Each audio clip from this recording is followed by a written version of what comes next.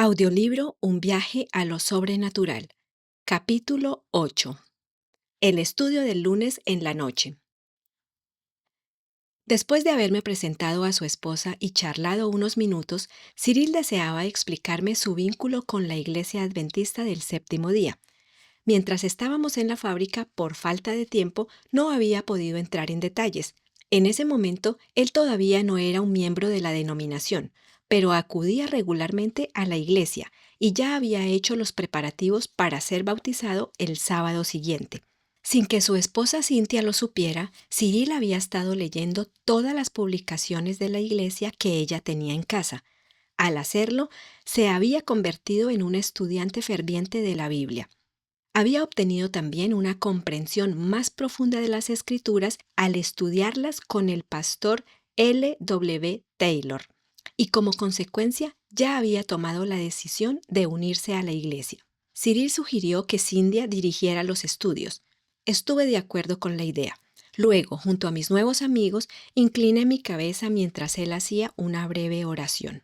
Cynthia sugirió que usáramos un plan de estudios titulado 28 estudios bíblicos para gente ocupada.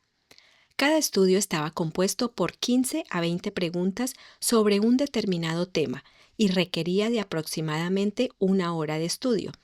Este plan me gustó, así que comenzamos con el primero titulado La Palabra de Dios, que me pareció completar en un instante, porque estaba encantado con lo que había aprendido. La lección número 2 tenía que ver con el segundo capítulo de Daniel, que examinaba el ascenso y la caída de los grandes imperios mundiales y la segunda venida de Cristo a nuestra tierra. Cyril aconsejó que fijáramos una fecha para investigar las profecías de Daniel. Inmediatamente le pregunté si podíamos tener ese estudio allí mismo, en ese momento. Ellos estuvieron de acuerdo y continuamos. Hubo un versículo que me llamó particularmente la atención. Fue Daniel 2:44 que dice: Y en los días de estos reyes, el Dios del cielo levantará un reino que no será jamás destruido, ni será el reino dejado a otro pueblo. Desmenuzará y consumirá a todos estos reinos, pero él permanecerá para siempre. Después de leer ese texto, quise saber qué otras cosas Daniel había aprendido sobre el establecimiento del reino de Cristo en la tierra. La esposa de Cyril dirigió mi atención a Daniel 7:27, que dice así: Y que el reino y el dominio y la majestad de los reinos debajo de todo el cielo sea dado al pueblo de los santos del Altísimo, cuyo reino es reino eterno, y todos los dominios le servirán y obedecerán. También dijo que las palabras de Jesús en Mateo 5:5 se cumplirán. El versículo dice así: Bienaventurados los mansos, porque ellos heredarán la tierra. Después también descubrí que el pueblo que habitará la tierra estará compuesta por aquellos que resucitarán, más los vivos trasladados en la venida de Cristo. Sin notar el paso del tiempo, completamos el tercer estudio. Nunca antes había oído tales cosas. Estas cosas cautivaron mi corazón y yo quería más. Así que les pregunté: ¿cuál es el siguiente tema de estudio? En este momento no recuerdo el título, pero recuerdo que despertó en mí un deseo tan intenso de escuchar lo que la palabra de Dios tenía que decir sobre aquel tema específico que sentí la necesidad de convencerlos para que estudiáramos aquel tema esa misma noche. Encendí otro cigarrillo e inhalé profundamente 2 veces. Le dije a Cyril si sería tan amable de vaciar el cenicero para mí. Así lo podría aguantar una hora más de estudio. Él fue, lo vació y con cortesía lo trajo de vuelta. Les dije: amigos, no perdamos tiempo para que no me tenga que ir tarde a la cama. Ellos respondieron que generalmente se iban a dormir a las 11 de la noche. Emocionado les respondí: muy bien, son un poco más de las 9 de la noche. Estamos yendo bien en nuestros estudios, así que continuemos, no desperdiciemos el tiempo. Me acuerdo de sus reacciones como si fuera ayer. Cynthia miró a su esposo con un gran signo de interrogación en sus ojos. Cyril asintió y continuamos.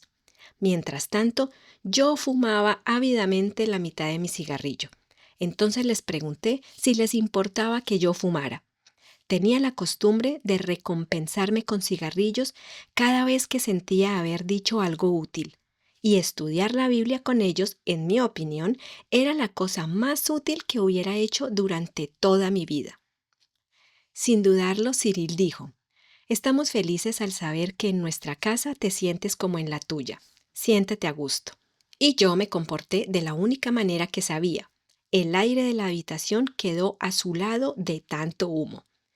Tengo la firme convicción de que el Espíritu de Dios me había precedido, ayudándolos a comprender mi dependencia al tabaco y a soportar esta incomodidad para poder conocer a Jesús. A través de los años muchas veces he dado gracias a Dios por la manera en que ellos enfrentaron esta delicada situación.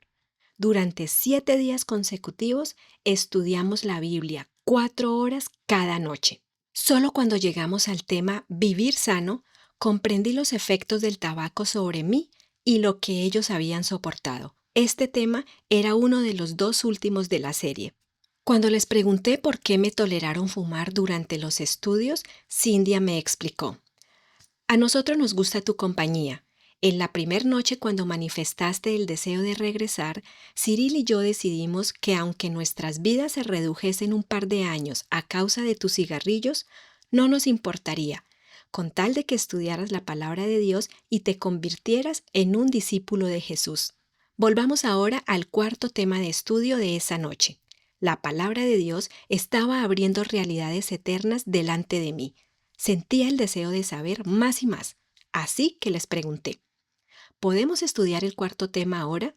Después los dejaré dormir. Una expresión de sorpresa se apoderó de sus rostros. Cyril respondió: ¿por qué no programamos el próximo estudio para una noche entre semana? A lo que yo le respondí: espero que me permitan volver mañana para estudiar el tema número 5, si es que todavía estoy vivo. De alguna manera sentía que los malos espíritus podrían destruirme. No dije todo lo que realmente sentía, pero ellos entendieron mi declaración de urgencia y concordaron en celebrar el cuarto estudio. La primera vez que mi amigo Rolando y yo visitamos la sala de adoración a los dioses, el sacerdote nos había hecho jurar secreto sobre todo lo que habíamos visto y oído.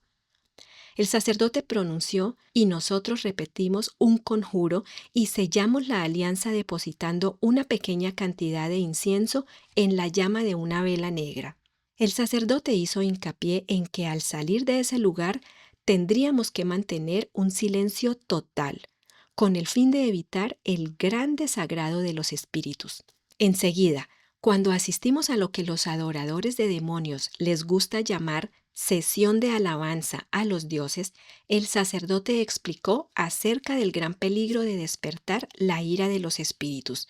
Como ejemplo, citó el caso de un individuo que fue desleal a algo que muchos podrían considerar como poco importante. Aunque él vivía en un edificio considerado a prueba de fuego, los espíritus quemaron el edificio con todo lo que había dentro, incluyendo al traidor con su esposa. George nos contó que había conocido a esa pareja. En otro caso, los espíritus pasaron una hora entera atormentando a un miembro infiel en su casa. Ellos lanzaron con gran fuerza todas las pertenencias de la casa contra las paredes, reduciendo grandes piezas de los muebles en pedazos. Él fue hospitalizado en un estado de shock. Después que sus vecinos lo encontraron en su casa, este hombre prácticamente perdió su salud mental. Con este tipo de experiencias grabadas en mi mente, consideré el tiempo de estudio como un privilegio, y eso me llevó a presionar por el cuarto estudio. La osadía con que me atreví a estudiar la Biblia en esas condiciones no era el resultado del esfuerzo humano, sino el resultado directo de haber recibido la palabra de Dios en el trabajo aquel día. La palabra de Dios es vida y tiene el poder de motivar a una persona al punto de desafiar el disgusto del príncipe de las tinieblas. Dios había decidido que yo escuchara las grandes verdades de su santa palabra. Eso se hizo realidad y los espíritus demoníacos no tenían forma de impedirlo. Cuando terminamos el cuarto estudio, acordamos encontrarnos al siguiente día a las 7 de la noche. Antes de salir, sugerí a Cyril que leyera un par de versículos de las Escrituras y que hiciera una pequeña oración. Él abrió la Biblia y leyó en el libro de Salmos, capítulo 46, los versículos del 1 al 3, que dicen así: Dios es nuestro amparo y fortaleza, nuestro pronto auxilio en las tribulaciones. Por tanto, no temeremos aunque la tierra sea removida y se traspasen los montes al corazón del mar, aunque bramen y se turben sus aguas y tiemblen los montes a causa de su braveza. Justo cuando estaba a punto de salir con la mano en la cerradura en la puerta, le pregunté a Cintia cuáles eran los próximos temas. Ella mencionó el título de una de las lecciones: El estado de los muertos. Después de darles las buenas noches, tuve la sensación de no poder esperar hasta la hora fijada para el próximo estudio. En realidad, esperar que el tiempo pasara no era mi preocupación principal. Mientras estaba en el tranvía dirigiéndome a casa, me preguntaba si estaría vivo a las 7 de la noche del siguiente día. Aquel lunes en la noche yo esperaba realmente ser visitado por los espíritus y contra sus ataques sentía que no tenía fuerza para defenderme. Sin embargo, no tenía miedo de morir. A pesar de no merecerlo, el Espíritu del Señor estaba bendiciendo mi vida por el amor de Jesús. Cuando me acosté, las palabras de la Escritura que Cyril había leído se repetían en mi mente. Lo siguiente que escuché fue el sonido de la alarma de mi despertador. La mañana del martes había llegado. Ya era hora de levantarse e ir a trabajar. Hasta el día de hoy las palabras del Salmo 46 significan mucho para mí, porque me han ayudado a mirar a Dios como la fuente de la vida y de todo poder, como aquel que puede cambiar en un modo maravilloso las perspectivas más desesperadas y desalentadoras y que puede liberar a los débiles de la mano del destructor.